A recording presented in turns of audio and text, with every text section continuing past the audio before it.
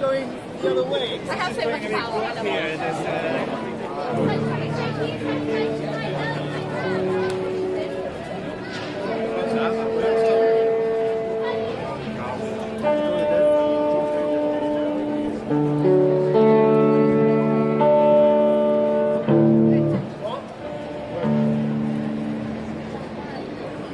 Fuego, miedo, abajo y balas.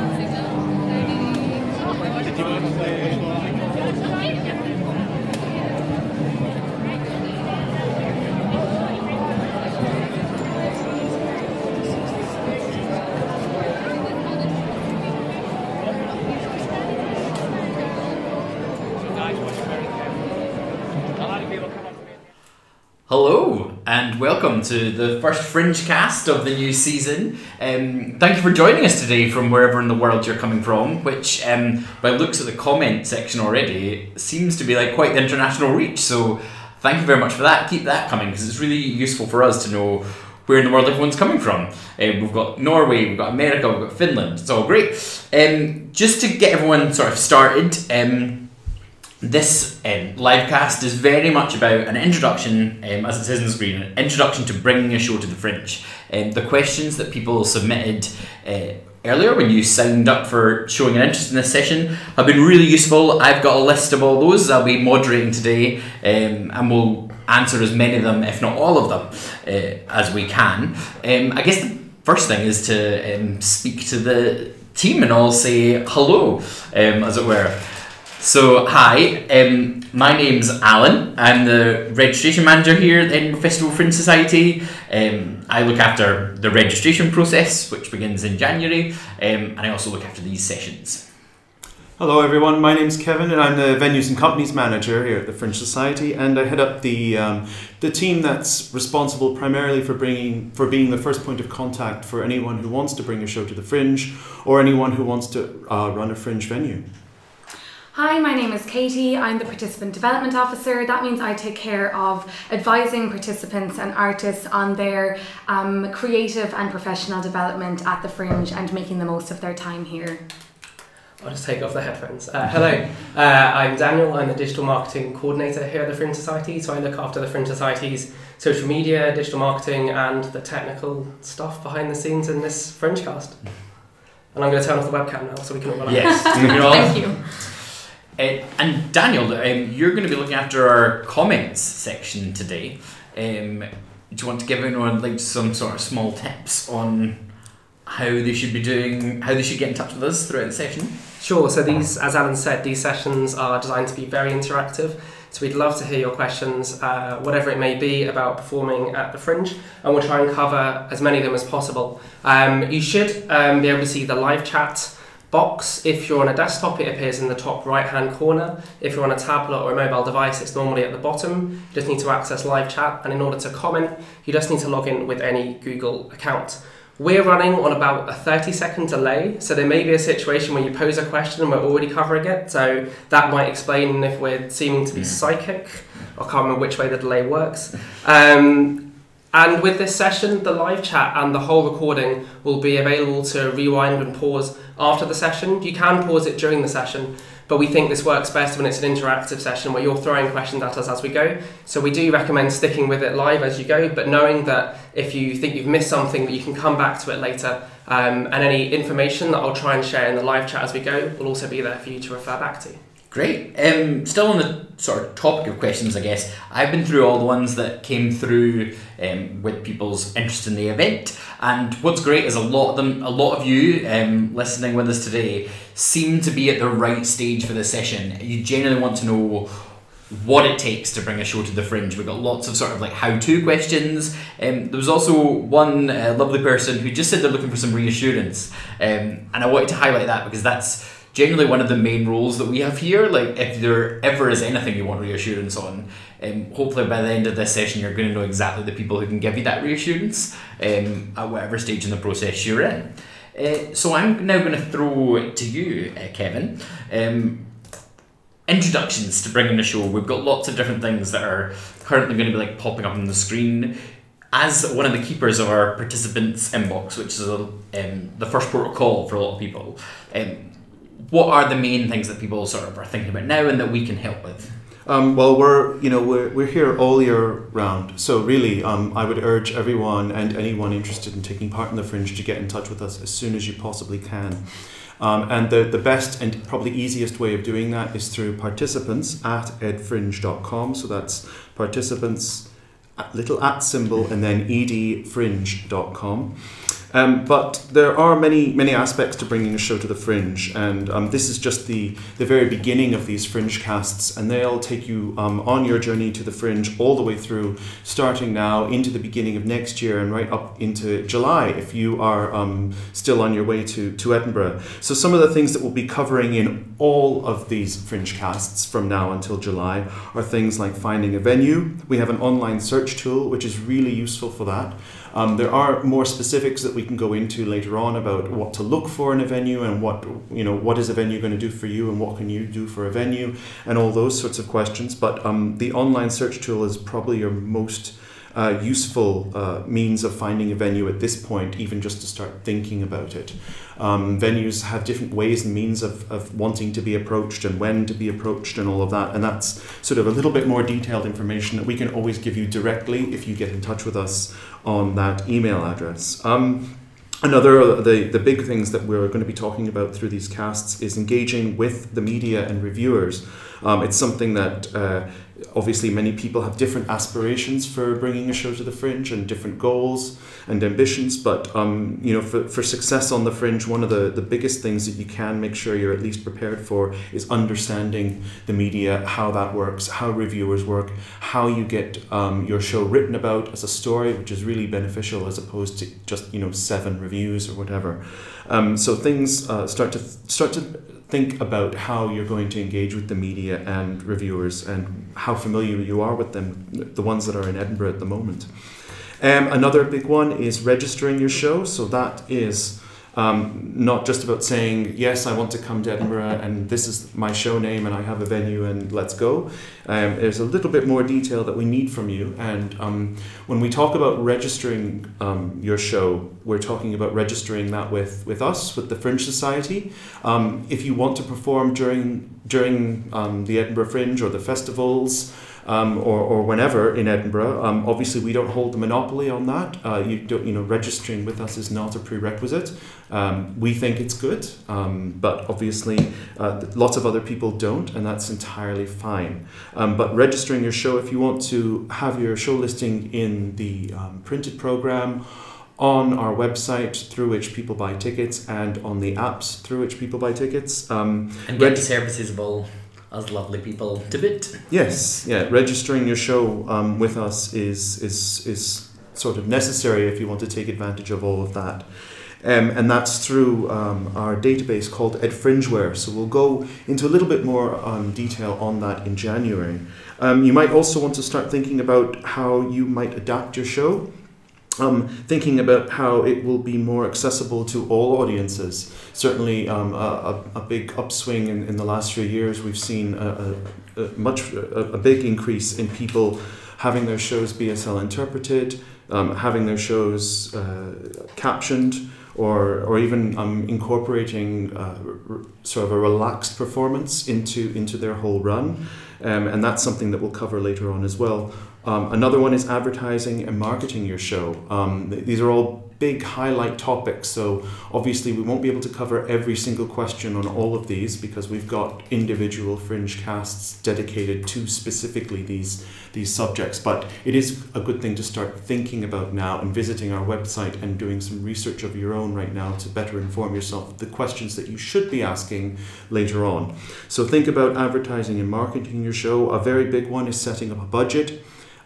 It's probably the most boring one or the most frightful one. I think people are either they can't be bothered because it's very boring or they're afraid of it and so they ignore it. But it's one of those things you definitely should not ignore or be afraid of, because we have created a budget tool on our website which incorporates all of the things that you might need to think about in terms of what you're going to spend, what your income is going to be. It's all set up and ready to go. It does all the sums for you, so it's sort of idiot-proof, really.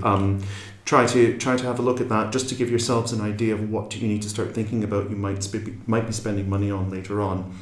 We'll also be talking about using social media to promote your show and to generate interest. That is certainly a big one that many people have started to use and employ more in recent years. And also the ultimate goal, we all know that Fringe is very much an arts market, so people are here.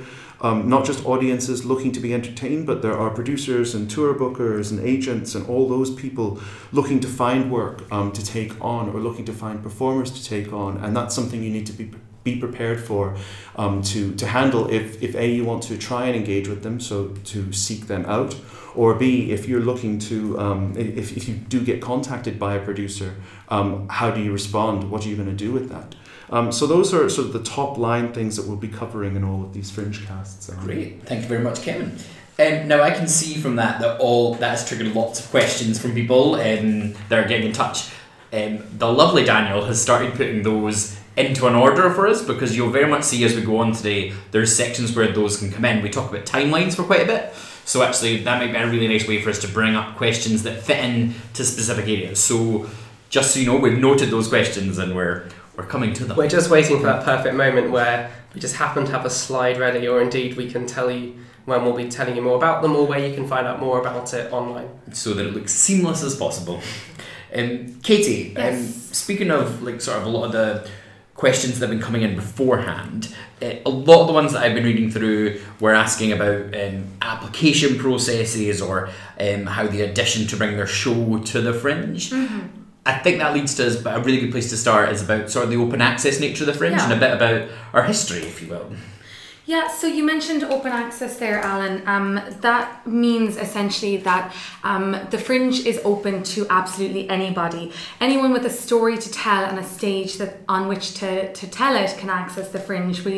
Once you can find a venue in which to perform, or indeed create your own venue, you're welcome to perform at the Edinburgh Fringe.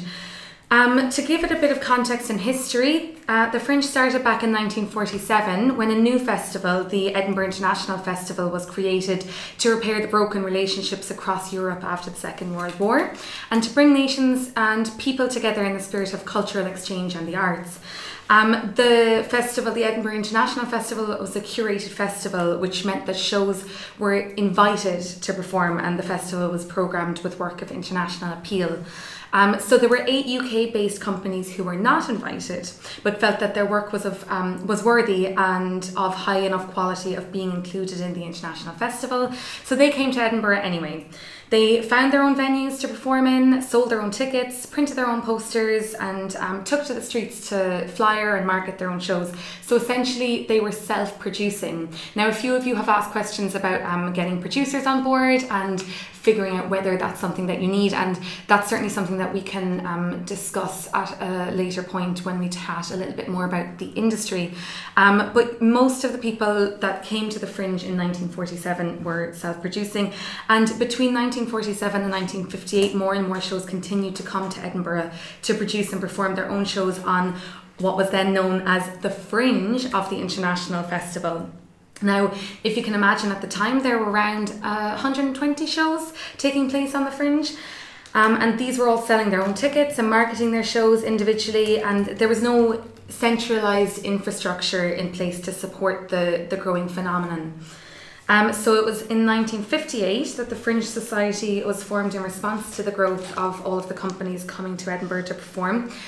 So that was, the Fringe Society was developed to maintain, support and facilitate the festival as a whole, and to provide a centralised box office and programme directory, and to market the Fringe to Scotland, the UK and the world. And it's very much the same remit today. That's, I guess, what we all do. We support the Fringe and the participants that come here to perform, and advise them on their making the most of their time here. Do you know, it still genuinely does amaze me, like whenever we talk about the ordinance of the Fringe in 1947, like you talk about those 8 companies just deciding they wanted to come off their own back, no one told them they could.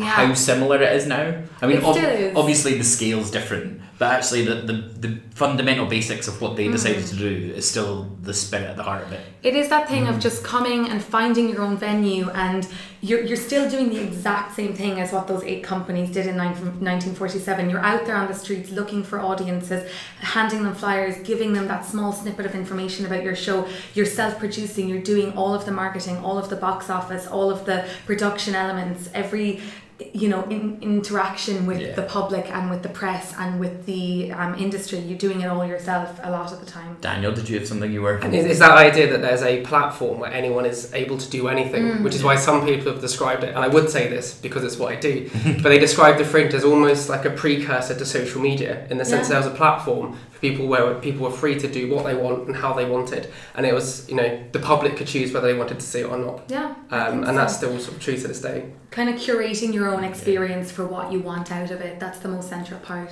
And it still being the biggest platform for freedom of expression. Like generally, if you've got a story, come tell it. So we've been talking a lot about the history, and then the one thing that differs is the scale. Oh God. That leads us handily to the sort of next slide. But also, we've had sort of questions that have come in around kind of how you stand out, the sheer numbers involved that people are dealing with, whether it's a good idea to come if you're going to have such sort of competition across the field. Kevin, Katie, what do you think about that? What would you say to someone when trying to deal with scale, and whether or not that should factor into when they're coming? Right. Well, I might just say, sort of turn the question a little bit back around on the person asking that question and say, have you asked yourself why you're bringing a show to the Fringe and what it is you want to get out of it? Because if there are certain things that you don't have to do, believe me, you don't want to be doing them during August when you're very busy and your life is very busy. So try to find a focus and ask yourself, the biggest question obviously is why you're bringing a show to the Fringe. Why do you want to do it? What do you want to get out of it? How are you going to do that? Who's going to help you to do that? Once you can start to answer those questions, you'll have a clearer picture of what your goal is. And then it's a matter of focusing on those things and, kind of putting blinkers on a little bit. I mean, we do say, focus on yourself, focus on your show. It's the most important thing. And of course it is. But you also want to be out there seeing things and experiencing Edinburgh during August, which is an amazing opportunity in itself. But almost have your blinkers on and make sure you give yourself the right a certain amount of time of day to make sure that you are focusing on your goals that you've identified earlier on in the year. And that links really well to one of the questions that have already come in from Harindam, which is about marketing and promotion, which we'll touch upon later and in sessions next year. But he's asking that question of who is his audience, and that's the sort of thing you should be thinking about at this stage, because when we give advice to participants about who do you want to see their show, some people just say everyone. And we know with more than 3,500 shows, targeting everyone probably isn't the best approach. It's about knowing who you're really targeting, who's going to have an interest in what you're doing, and then thinking about the ways that you could get to them. Yeah, at this point, it's basically those questions, isn't it? It's why you're coming, what you want to achieve. I can say from personal experience, just so as we're not just reading out of a textbook. I decided to do my first Fringe a year out of university, and I was not planning on making money. Was never on my radar. Breaking even was lovely when it happened. But it was about I wanted people to see my work. I wanted to put my work up in front of people to see what happened. It was very much about a learning process and being part of that wider community. Yeah, and I think it's obviously very early days now, and it's really good to start thinking of those questions about who you want to see your show, why you're coming to the Fringe, but also be thinking of your professional development. The Fringe is a huge platform for professional development and a marketplace for getting your work seen. Where do you want to be after the Fringe? I know you're only thinking about coming to the Fringe now, but also think about the longer term goals. Do you want to tour after the Fringe? Do you want to be picked up by an agent? Do you want your show to develop beyond this and have time to develop networks for your next Fringe, for example? So do start thinking about all of these things now, because they'll inform every decision you make along the way. And just one other thing as well, sometimes it's kind of like anti-advice, but if you're not ready, don't come this year. I mean, that's something to consider as well. Think about, is your work ready? Is it the best thing it can possibly be? Because you're going to be showing it to the world, to a giant arts market. Are you prepared to take advantage of all the services that Katie mentioned there about what you're going to do with the show after the Fringe? So don't necessarily feel like you're on this bandwagon that you can't get off. Just take a moment, stop and think about whether the work is exactly perfect and exactly what you would want to show the world, and it's ready for that. And if it is, great. If you feel like it isn't, I would say go with your gut, and take a year off. Maybe come to Edinburgh for a week, see if you can make some connections that way, visit some venues, see lots of shows if you can, get in touch with those shows, do a lot of research, and that will let you know whether you're prepared to be up against all of these numbers that you see on the screen at the moment. And do you know that specific question that Daniel raised was asking about traditional forms of music, for example? One thing we tell people all the time is, like, you've got a great resource of people who've done this before. We keep the previous Fringes programme up on the website, so you can look through, find shows similar to yours, so as you can see what paths they went down, who covered them, get in touch with them, that kind of. Katie's looking at me like I've absolutely stolen her point. No, because I've kind of run out. Katie, do you have anything you'd add to that kind of? No, that's advice that I always give to people is always look at people that have performed the year before and see what they did, where they performed, how they are succeeding now, what have they done after the Fringe, what kind of marketing did they use. Find the people that are on the same level, were on the same level as you the year before, and try and imitate to some extent what they did if they were successful. Yeah, I really love you worded it to me, Katie, once, and it's something that I've always taken to heart and stolen when talking to other people, because I think it's so good. Is you saying not finding your favourite theatre company and want to do exactly what they do. It's finding the people who are just 1 year ahead of where you are. Mm-hmm. So don't compare yourself to someone like Gridiron who've been coming to the theatre for years, but instead, who were me last year? Yeah, exactly. Not looking at somebody that's 5 or 10 years ahead of you, because that's just not achievable.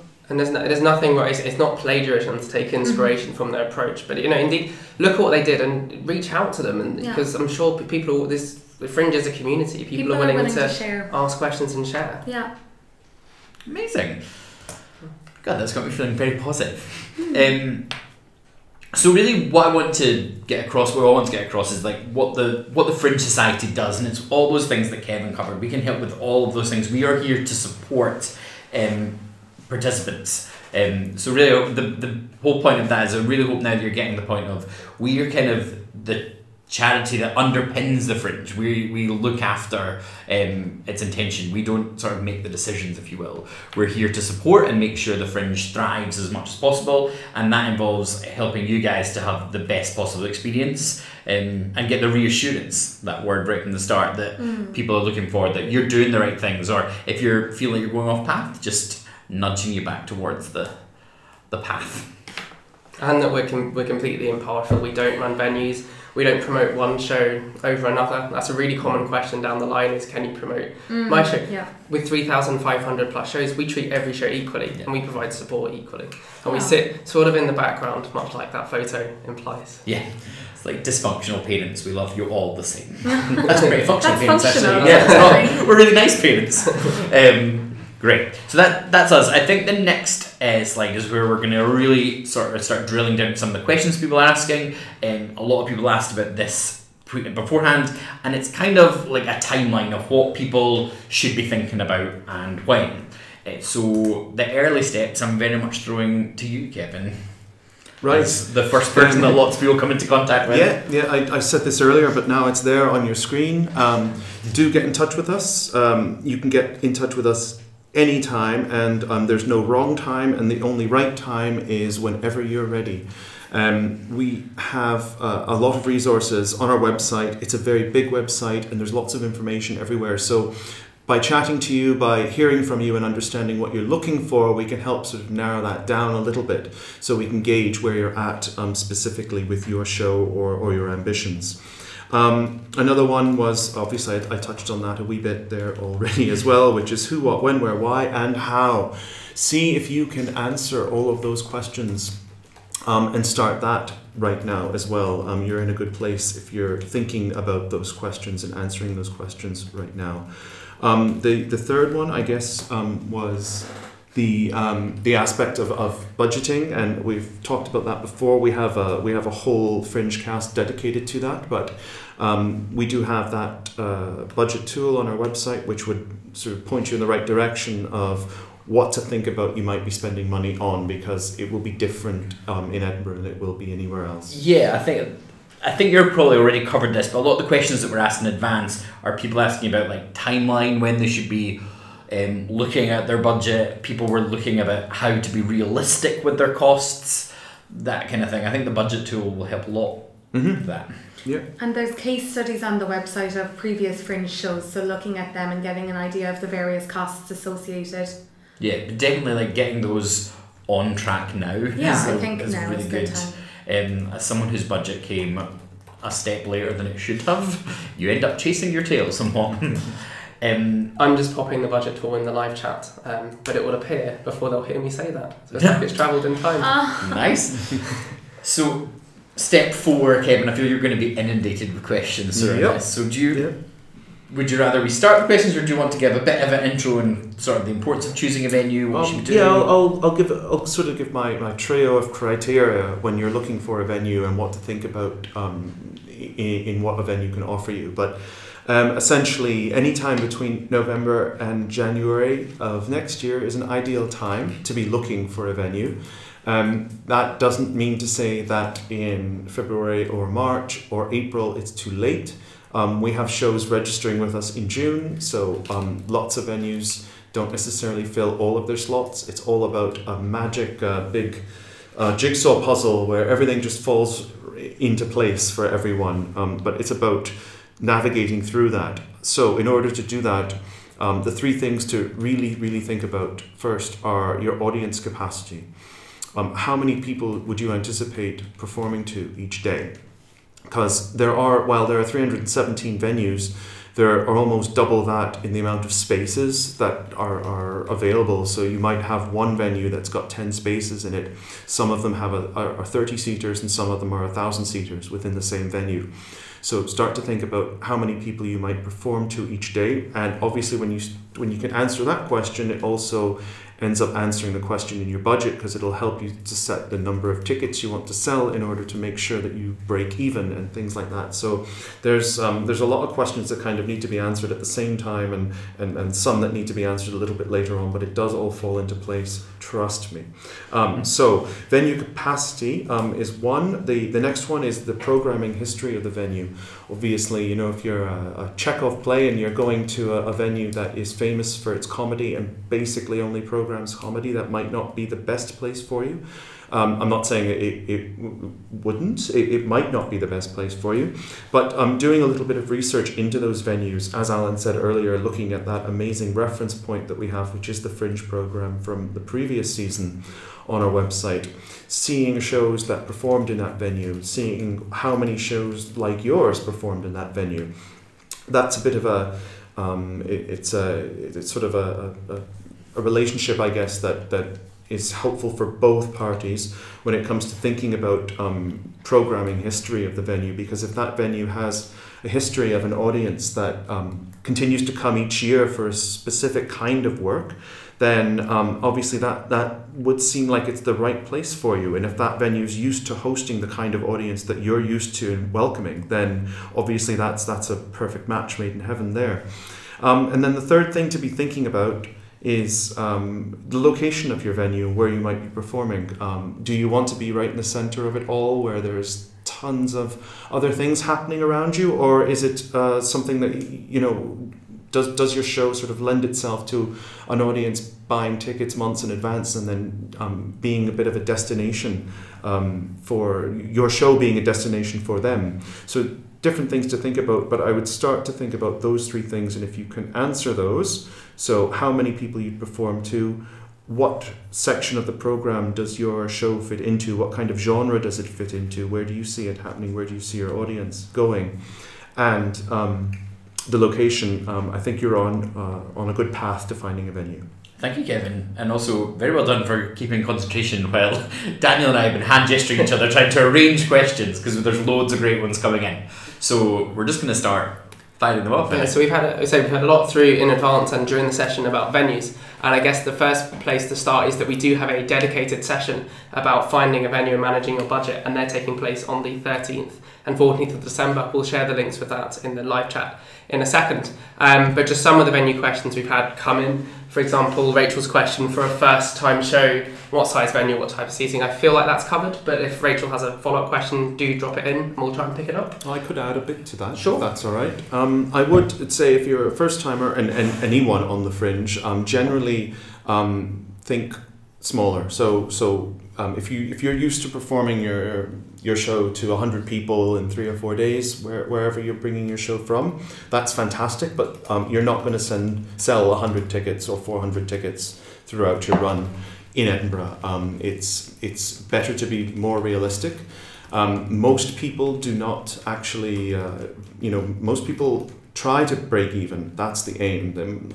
Very, very few people make any money.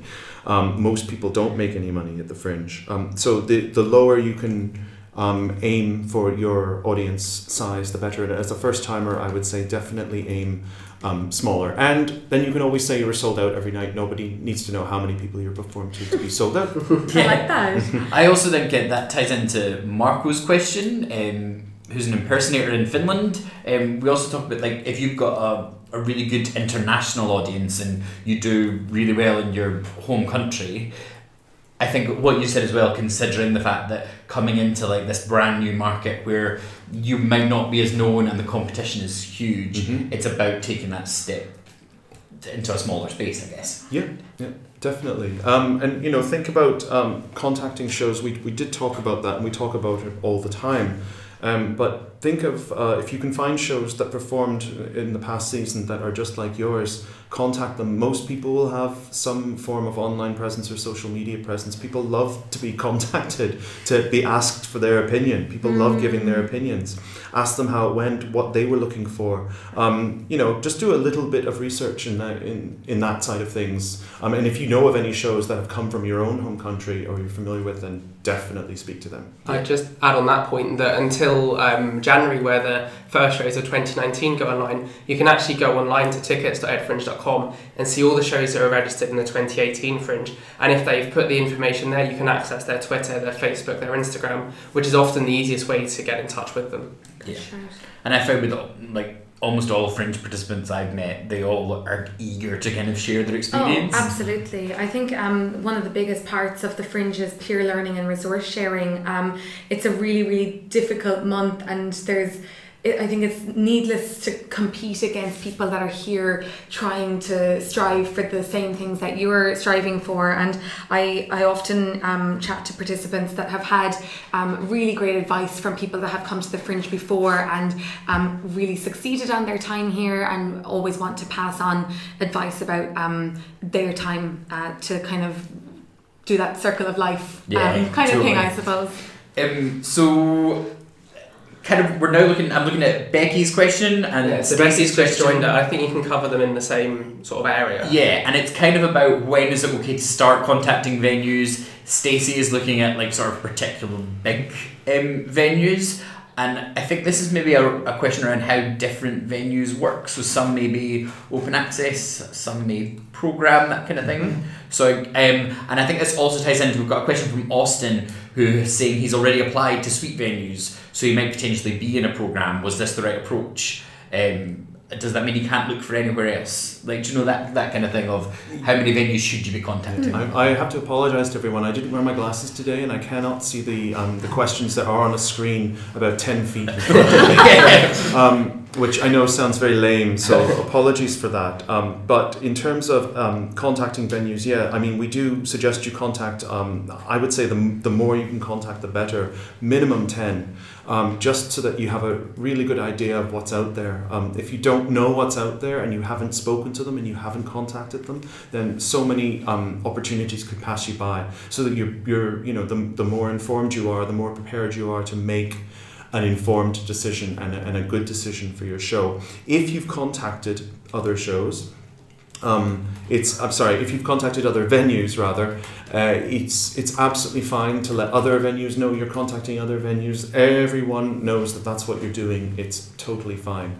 The only bit of caution I would say is don't try to, if you found very similar venues, don't try to play them off against each other or try to get a better deal, if that makes sense, because most of them will be talking to each other, and it's fairly open. While they're all in competition with each other, most of them are pretty much all friends as well.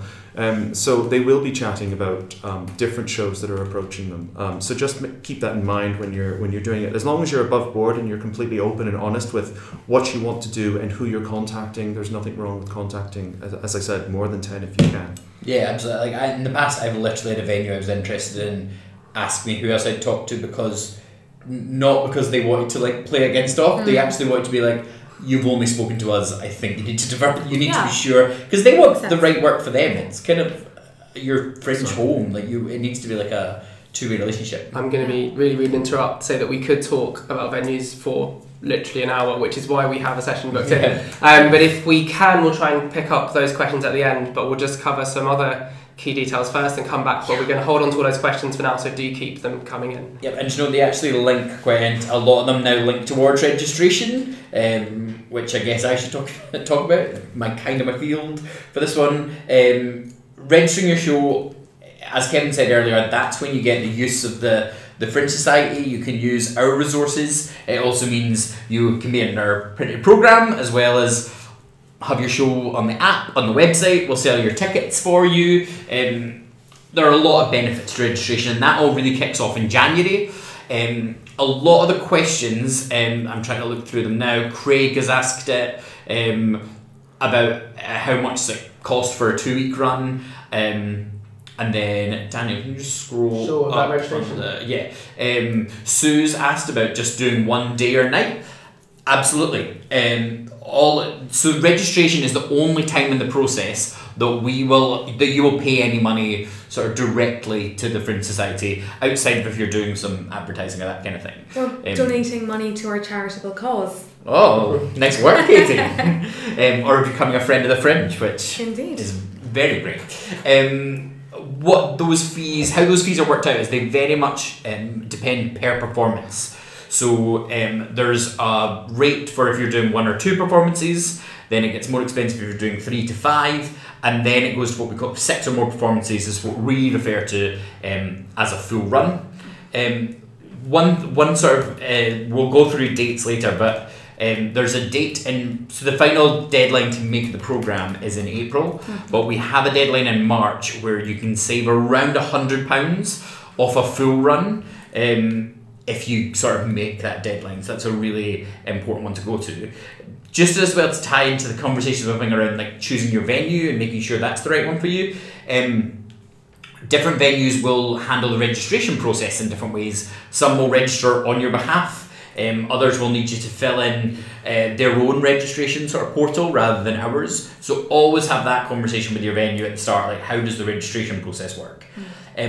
There's also a question we've had in, which I think sits right in between sort of registration decisions and venue decisions, so I'm going to ask it now. It's Jared's question. Can we speak on the differences between the Fringe and the free Fringe models, sort of the pros and cons of both?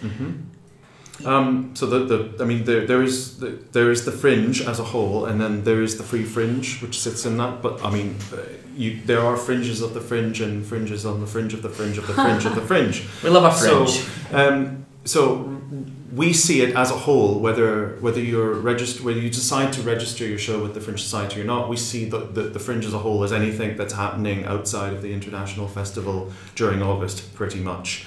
Obviously, the free Fringe model is one that works for many people, and it's something that I always usually encourage everyone to have a look at and see if it's right for them. There are sort of three main ones. Well, there's two main ones and then a quasi one, but I'll talk briefly about them. There's PBH's free Fringe. And if you do some research, you'll find them on the website. They have lots of information on their website to read that'll help you decide whether that's something right for you or not. There's also the Laughing Horse Free Festival, and you can find them on the internet, as well as Heroes of the Fringe. Heroes of the Fringe work a little bit differently, where they don't necessarily there isn't necessarily a free ticket kind of situation. What you're signing up to is a model where an audience member can buy a ticket in advance to guarantee a seat, or just show up and hope that they can get in and then pay what they want on the way out. So that works for some people as well, because it can help you with pre-sales to know where you're at budget-wise and things like that.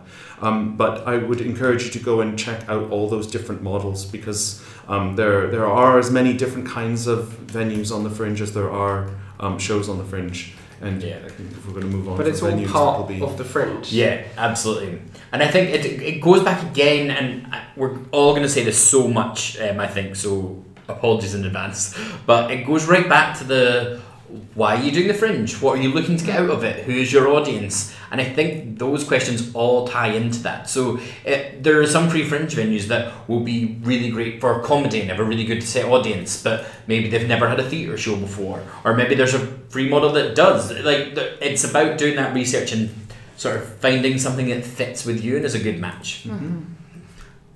Great. Charging on through, Katie. Oh no, I think I'm sticking with step 6. I'm gonna throw to 7 for you.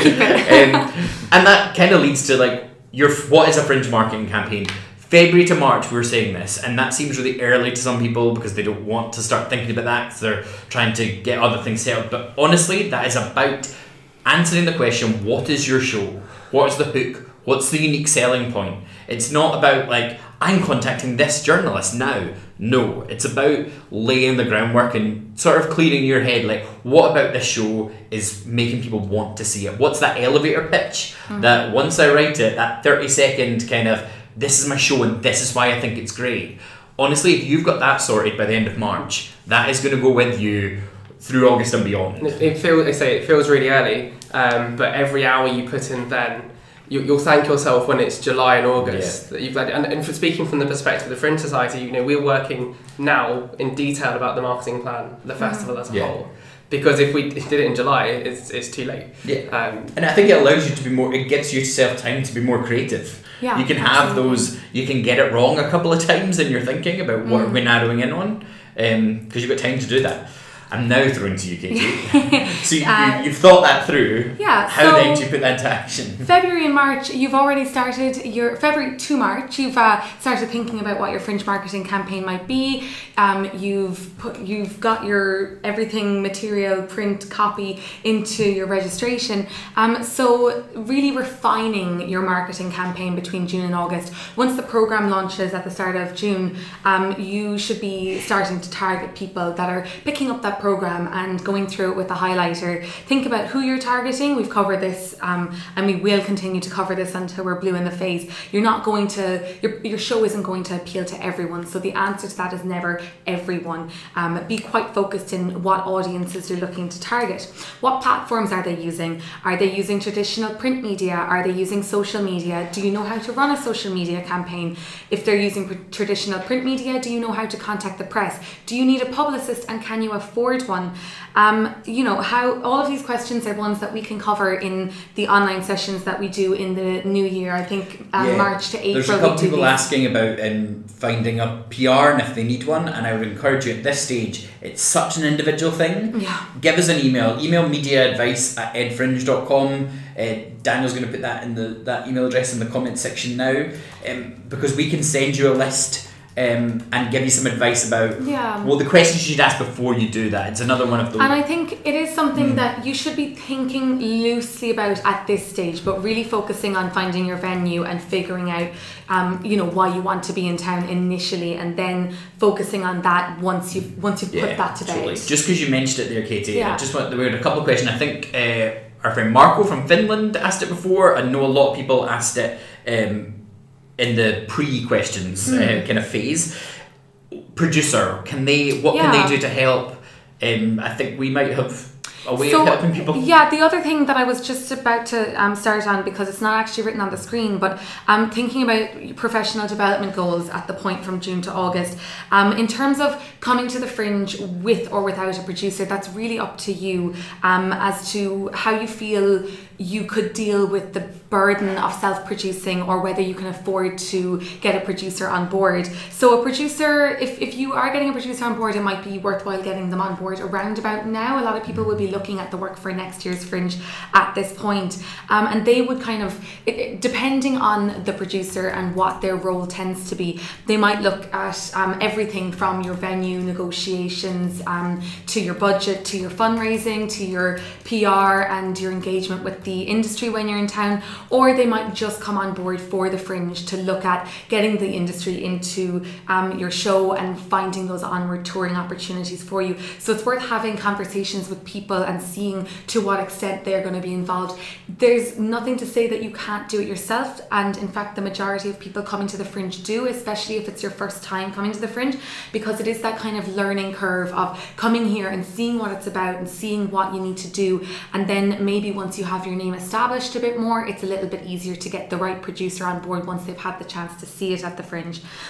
So from June to August, I think looking at that side of things and looking at seeing whether maybe getting a producer to see your show during the Fringe and taking it on board after the Fringe for touring or for development. And we can help you with networking with those people, identifying the right goals for your show, be it touring, be it finding a producer. And then that is the kind of the next step, which is August, getting all of that, getting creative and making the most of your time here. So engaging with the industry, taking advantage of those networking opportunities, making sure you're talking to the right people, talking to your venue, talking to the other companies and artists that are performing in your venue, going to see other shows, going to Fringe Central, which is our participant centre, and it's the kind of your home away from home during the Fringe. So a lot of our teams are based there. It's got a load of facilities that are useful for supporting you at your time at the Fringe. So you can come here and print here. It's not here because we actually, it's not a building that we have year round. It's a building that we move into just for July and August, and we turn it into, I guess, a really great kind of comfortable and common area for Fringe participants, media, industry, everyone to hang out. So there's couches and beanbags, there's printing. This is where you go to collect your participant pass, which is your lanyard for identifying you as a Fringe artist. It's where the media team live during the Fringe. All of us that are in the room, we all are based there during the Fringe. The industry team, participant development and artist advice are all based there. The other really great thing about Fringe Central is the Fringe Central events program, which is our program of professional development events aimed at developing and supporting you during your time here. They're all completely free and included within your registration fee. It's workshops, it's networking events, it's lectures, it's seminars. There's something for everything and everyone in there, and it's a really great way to meet other artists and to meet media and industry that are in town. And you know what, I think to sum up the importance of those steps is that if you're doing steps 1 to 7, it frees you up to do step 8. Absolutely. Do you know what I mean? Getting all of that box ticking and really strategic thinking out of the way before you come here makes you completely, well, not completely, but less, not completely unburdened, but less burdened during the Fringe to get that stuff done. People that come to us for advice during Fringe that haven't done a lot of this stuff in the run-up, it's very, very difficult to start then, and it's oftentimes that we actually advise them to look at the following year. It's like sort of getting into the chocolate factory in August where there's everything there and you realise, I've got to do some admin. It's the worst feeling in the world. Yeah, you don't have time to eat all that chocolate. No. And as Kate said, I did a show. I thought I had a good sort of knowledge of what I need to do. I focused on marketing and everything, and then it started to go quite well. And I was like, I'd like to engage some industry in this show to have a future life. But suddenly we were 2 weeks into the Fringe and I hadn't really thought about it. And it suddenly then becomes an uphill battle because you're not preempted. So we're going to move on, just for sake of time. I'm going to do a snatch and grab of a question because I've seen it in the registration section. We can't accept any applications before the 7th. That's when the system goes live. But I know Susan asked that question, and actually you've done the right thing and emailed into program@edfringe.com. So I shall reply to you one-to-one. So next section is things that people, so all the questions that people haven't sent in, that kind of thing. So a lot of you have been asking absolutely the questions that we would normally expect to see. However, we want to focus on some of the areas that maybe people don't ask, but you really should be thinking about now. So Kevin, is there any on that board of questions that's up there now that I'm going to do one more click. Do you'd like to focus on as something that's actually something you should start thinking about now? Certainly public liability insurance is one thing that people sort of forget about. It goes along with the budgeting because it's a bit boring but sorry, that was a word there. It was meant to be an adjective, but it came out as an utter. It was very much a feeling. So public liability in a nutshell is something that your venue will most likely have. It's also something that they will most likely include in your contract that you also need to have. And what that means is it just goes back to the sort of historical relationship between a house or a performing space or a theatre and the show or the performing company. And once the stage manager goes, the house is yours, then you're responsible for everyone that comes into your space and during your performance and all of that. So having public liability insurance in place will make sure that if anything does go wrong and someone gets hurt, that you are not then stuck with a giant bill. So it basically indemnifies you and the venue. So it means that both of you are not going to be out of pocket for anything awful that happens, or will have to pay an awful fine or something like that.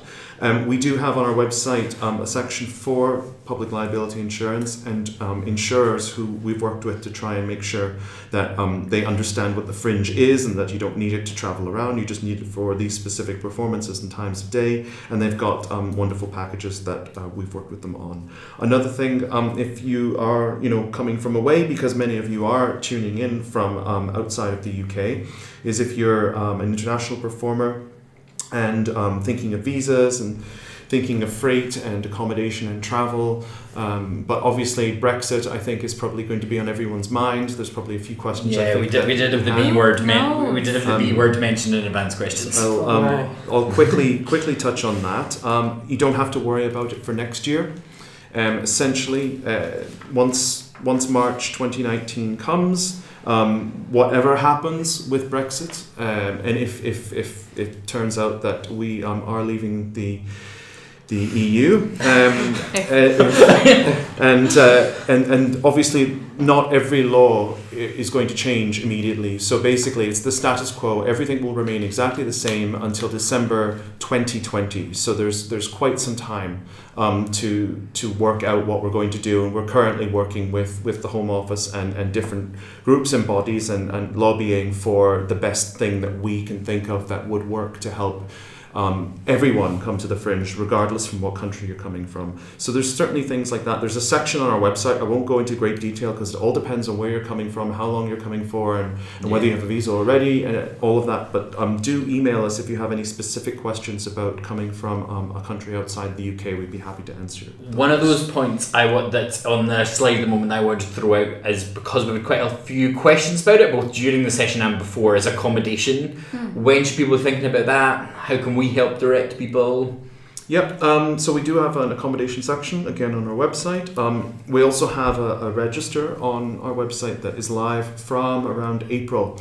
So that is a little bit late. I acknowledge that. We all know it's a little bit late when it goes live. That's simply because our accommodation register is not made up of large companies. It's not made up of letting agents or anything like that. It's simply local people who have a room or a flat to let during the Fringe, and they want to do that for performers, and Fringe performers specifically.